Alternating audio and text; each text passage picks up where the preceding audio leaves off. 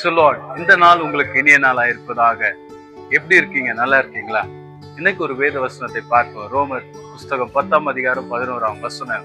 வேதம் இவ்விதமாய் சொல்லுகிறது, அவரை விசுவாசிக்கிறவன் எவனோ அவன் வெட்கப்படுவதில்லை என்று இவ்விதமாய் இந்த வார்த்தை சொல்லுகிறது. தேவப்பிள்ளைய ஆண்டவராக இயேசு கிறிஸ்துவை விசுவாசிக்கிற போது அவர்கள் வெட்கப்படுவதில்லை.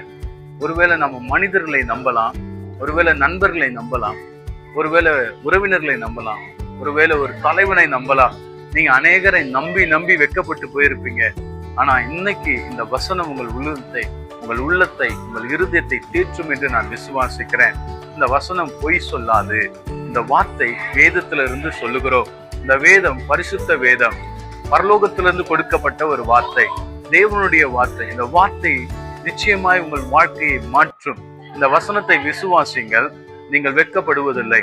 எங்கெல்லாம் வெட்கப்பட்டீங்களோ அங்கெல்லாம் கர்த்தர் உங்கள் தலையை உயர்த்துவார், உங்கள் பிள்ளைகளை உயர்த்துவார், உங்கள் குடும்பத்தை உயர்த்துவார். உங்கள் வாழ்க்கையில எல்லா சூழ்நிலையிலும் கர்த்தர் உங்களை மேன்மைப்படுத்துவார், கைவிடவே மாட்டார்.